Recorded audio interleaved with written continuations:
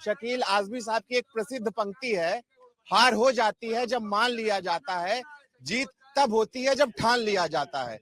प्रथम चरण के जो चुनाव के बाद भारतीय जनता पार्टी के तानाशाह नेता और तानाशाह प्रधानमंत्री नरेंद्र मोदी जी की जो भाषा में परिवर्तन हुआ है, वो ये बताने को काफी है कि वो प्रथम चरण के चुनाव से बौखला गए हैं। अगर उन्होंने काम किया था तो उनको बोलना चाहिए था मैंने हाईवे बनाए इसलिए मुझे वोट दे दो। अगर उन्होंने काम किया था तो उनको बोलना चाहिए मैंने राशन दिया इसीलिए वोट दे दो।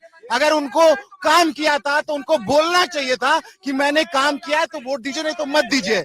भारतीय जनता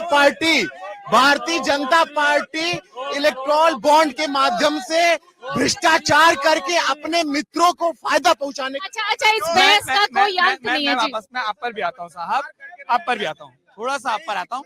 एक बात बताइए, 1 मिनट आराम से वहीं आकर बात करूंगा। मैं बोल रहा था, बड़ा मुस्कुरा रहे थे, कौन सा पुराना दोस्त है जो उधर दिख रहा था जिसको देखकर मुस्कुरा रहे? अरे पुराने दोस्त थे, वो लोक दल के साथी हैं। अब वो कभी किसानों की बात हमारे साथ करते हैं, कभी भारतीय जनता पार्टी के साथ करते हैं, वो एक अलग बात है। लेकिन वर्तमान राजनीतिक परिस्थिति में पूरी तरह से युवा, उत्तर प्रदेश और देश का युवा आक्रोशित है। 100 में 85 युवा ऐसे हैं भारत में जो बेरोजगार हैं, महंगी डिग्रियां लेकर के, MBA किए हुए लड़के, MTech किए हुए लड़के, BCA किए हुए लड़के, BA किए हुए लड़के, तमाम महंगी डिग्रियों को लेकर के सड़कों पे घूम रहे हैं। कोई उनको पूछने वाला नहीं है। मालूम ही नहीं हो रहा है कि हिंदुस्तान में कोई सरकार है जो उन्होंने, अरे यार रुक जा भाई, सुनो यहाँ भारतीय जनता नहीं, देखे 40-42 डिग्री में इतनी गर्मी।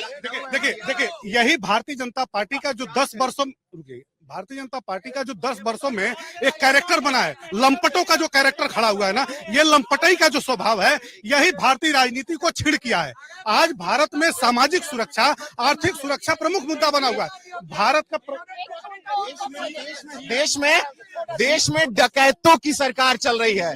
जो RLD है उसका हैंडपैम्प चुरा ले रहे हैं, जो शिवसेना है उसका धनुष बाण चुनारे ले रहे हैं।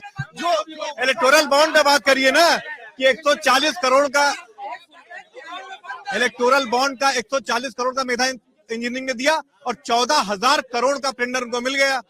एक कंपनी है, शेल कंपनी है, quick reaction private limited, 130 crore की मालियत है और 410 करोड़ रुपया संता इनको दे दिया।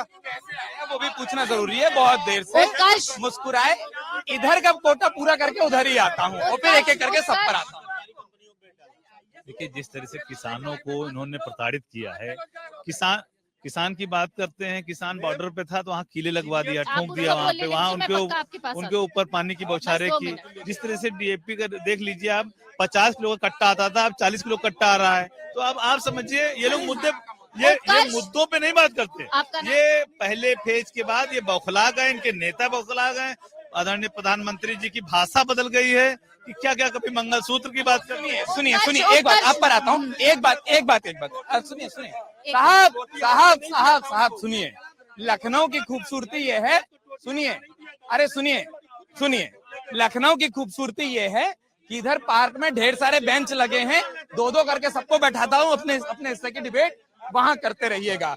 आप बात लीजिए और उसके बाद ढेर सारे जवाब लेने हैं। मुकेश जी, एक राकेश जी के लिए सवाल। मुकेश जी, आप बोल रहे थे ना सीनियर सिटीजन के लिए। कह रहे हैं कि सीनियर सिटीजन, यहाँ कितने लोग हैं सीनियर सिटीजन, कांग्रेस की सरकार में मिलती थी, वो भी इन्होंने बंद कर दिया। ये क्या दिए हैं, क्या दिए हैं? अब मैं क्या कहता, देखिए इलेक्टोरल बॉन्ड में आया, इंसानों की बात आई, उन्होंने जो बात की हम यही चाहते हैं। अरे कर्नाटक छोड़िए, मैं अपना बेइज्जत सुन रहा हूँ। वो वहाँ होता रहेगा, अब हम जवाब लेने वो डिबेट वहाँ चलती रहेगी। देखिए सीनियर सिटीजन्स के लिए आयुष्मान कार्ड में इस बार प्रोविजन हमने अपने संकल्प पत्र में कहा है। 70 वर्ष से आयु के ऊपर के जितने भी सीनियर सिटीजन हैं सबको आयुष्मान का आज कवर देने का काम करेंगे। 5 लाख तक का मुफ्त बीमा करने का काम करेंगे।